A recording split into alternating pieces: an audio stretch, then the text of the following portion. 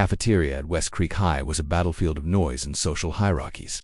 The air was thick with the scent of lukewarm pizza and the cacophony of 1,000 conversations happening at once. The student body was a sprawling, complex ecosystem of jocks and cheerleaders, nerds and outcasts, artists and rebels. Each clique had its own table, its own territory, its own set of unwritten rules. Lunch was a daily ritual, a test of who was in and who was out. A time for alliances to be forged and for rivalries to be settled. In the midst of this chaos sat Brianna Johnson. She was a ghost in the machine, a quiet presence who occupied a small table in the far corner of the room, a place where no one else ever sat. She was a new student, a person who had transferred to West Creek High in the middle of the school year, a person who did not fit into any of the predefined boxes. She was a brilliant girl, a scholar who carried a stack of advanced physics textbooks with her everywhere she went. She was a beautiful black girl, with skin like rich mahogany and a smile that she kept carefully hidden from the world. She was an outsider, and she seemed to prefer it that way. She ate her lunch in silence, her eyes fixed on the pages of a book, her mind a million miles away from the boisterous, chaotic world of the cafeteria. Chad Thompson was the undisputed king of the cafeteria. He was a star quarterback, a person with a swagger that was a reflection of his own unearned confidence. He was a person who derived his power from making others feel small. He was a bully, a person who used his social status and his imposing physicality to intimidate others. He was a person who had never been told no, and he believed that the world was his to command. He and his entourage of football players sat at the center table, a throne room from which he ruled his kingdom of high school social politics. He was loud, he was boisterous, and he was always on the lookout for a new target. On this particular day, his eyes fell on Brianna. He had watched her for weeks, this quiet, unassuming girl who did not look at him, who did not acknowledge his presence, who did not seem to care about his social standing. Her indifference was a personal affront to his ego, a challenge he felt compelled to answer. He wanted to break her quiet composure, to see her flinch, to see her cower in fear. He stood up from his table, a swagger in his step, and began to walk toward her. His friends followed, their faces a mix of anticipation and a morbid curiosity. They knew what was about to happen, and they were ready for the show. Brianna did not look up. She was lost in the complexities of quantum mechanics, a world of abstract concepts that was a universe away from the petty drama of the cafeteria. Chad stopped at her table, his shadow a dark presence over her small frame. He cleared his throat loudly, a sound that was meant to command attention. She still did not look up. "What are you reading?" he demanded, his voice a low growl. "Some kind of science fiction book. Are you a space nerd or something?" he said, his words a public insult. Brianna slowly looked up from her book. Her face was calm, her eyes a deep, intelligent brown. "It is a textbook on theoretical physics," she said, her voice quiet but firm. "It is a complex subject. I would not expect you to understand it." A murmur of shock rippled through the cafeteria. No one talked back to Chad. No one challenged him. Not ever. Chad's face, which had been a mask of arrogance, now twisted into a look of pure rage. His ego, which was so fragile and so easily bruised, had been wounded by a quiet defiance. He leaned closer, his voice a low, dangerous whisper that was meant to be heard by everyone. "You think you are so smart," he sneered. "You think you are better than me. You are just a scholarship kid, a charity case. You are not even supposed to be here," he said, his words a clear, humiliating dismissal. The room was silent. The students looked away, their faces a mix of shame and discomfort. Brianna did not flinch. Her face remained a perfect, unreadable mask. She was used to this kind of thing. She was a person who had grown up with a lifetime of quiet insults, a person who had learned to absorb the cruelty of the world without letting it break her spirit. "My presence here is a reflection of my academic merit,"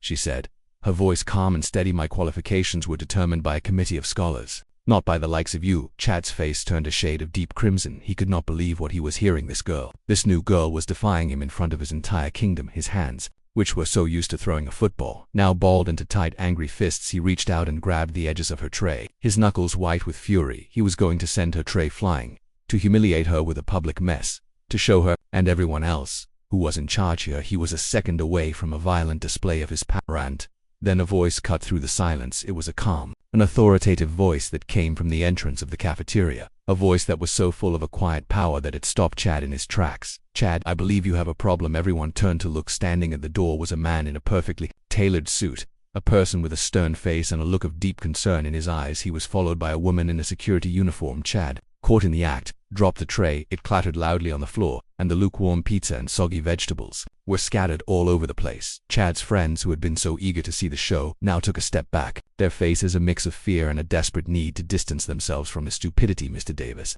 Chad stammered, his voice a hoarse whisper. I was just what?"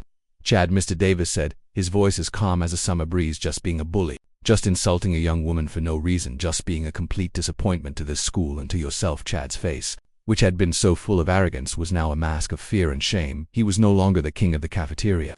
He was a child who had been caught doing something he knew was wrong. He looked at Brianna, who was now slowly and deliberately picking up the pieces of her lunch. She was not crying, she was not a victim, she was just a person who was trying to clean up a mess. "Mr. Davis," Chad began, his voice a shaky whisper, "I apologize. I did not mean, I did not know." "You did not know what?" "Chad," Mr. Davis said, his voice still calm, still full of that strange, quiet authority. "You did not know that a person of color has feelings. You did not know that your words have consequences. You did not know that what you did was a public humiliation. You did not know." And then a voice cut him off. It was a voice. And it was no longer quiet or unassuming. It was a voice that was so full of a cool, controlled authority that it silenced the entire cafeteria. Every person, every conversation, every whisper. "Mr. Davis," she said, her eyes, which had been so placid before, now a burning fire of controlled rage, "I believe you have a problem here, but you are not the one to solve it. I am." The entire cafeteria was in a state of absolute shock. The students, who had just witnessed her humiliation, now watched her with a mixture of awe and bewilderment. Chad, the king of the cafeteria, stood frozen, his face a mask of utter disbelief. Mr. Davis, the stern-faced man who had just tried to save the day, now looked at her, his eyes wide with a new, dawning horror. The woman in the security uniform, who had been watching with a perfect professional impassiveness, now took a step forward and spoke.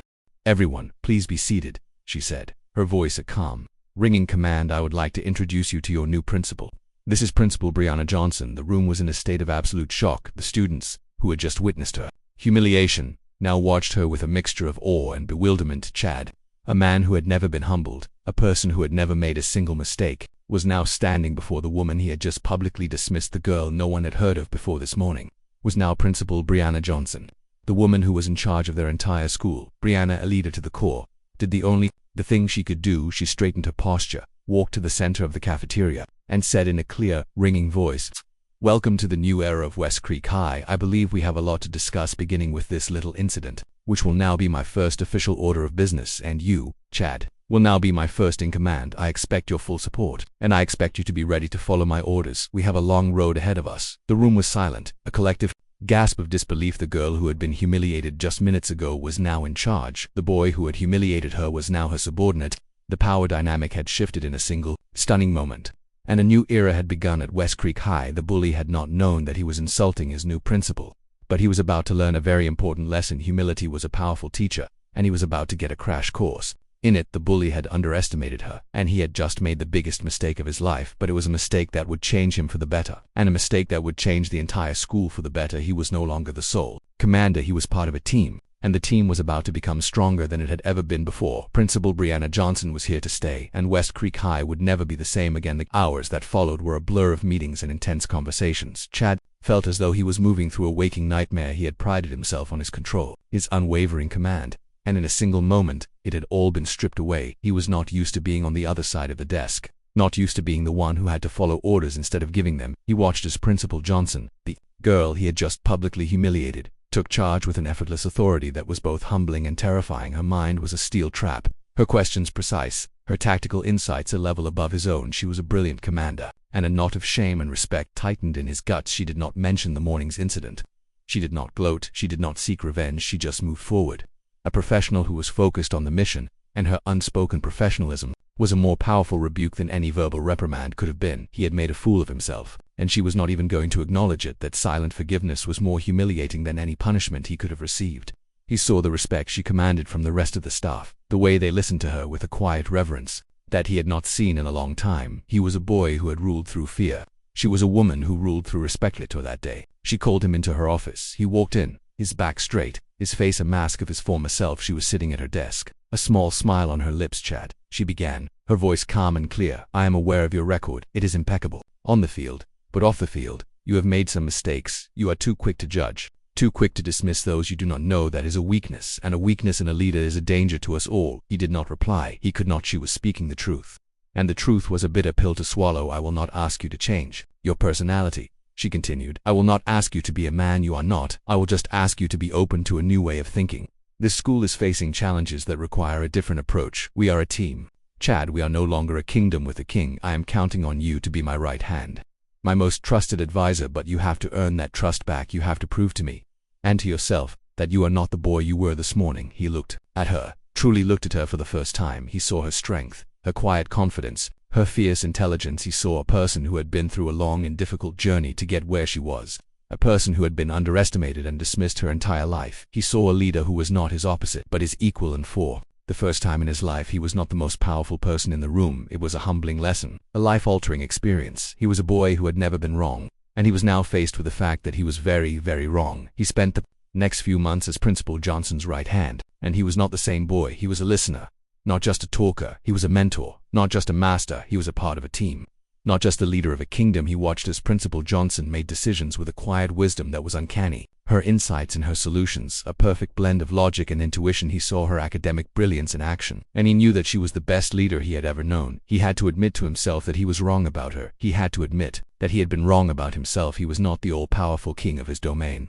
He was a boy who had a lot to learn. One morning, at the daily meeting, a young student presented a new initiative. It was an innovative, complex plan that had the potential to change the school forever. Chad, who had once been the first to scoff at new ideas, listened with a newfound humility. He asked questions, he offered suggestions, and he saw the potential in the plan. He was a part of the team, and he was working with them, not against them. Principal Johnson watched him, a small, proud smile on her face. She had been right about him. He was a person who could change, a leader who was capable of great things. At the end of the meeting, Chad stood up and addressed the room. "I want to apologize," he said, his voice clear and strong. "I have made mistakes. I have judged people without cause. I want to thank Principal Johnson for teaching me a valuable lesson. I am a better student for it, and I am a better person for it." The room was silent, and then a ripple of applause spread through the command center. The bully, a person who had once been feared, was now respected. The bully had not known that he was insulting his new principal, but he was about to learn a very important lesson. Humility was a powerful teacher, and he was about to get a crash course in it. The bully had underestimated her,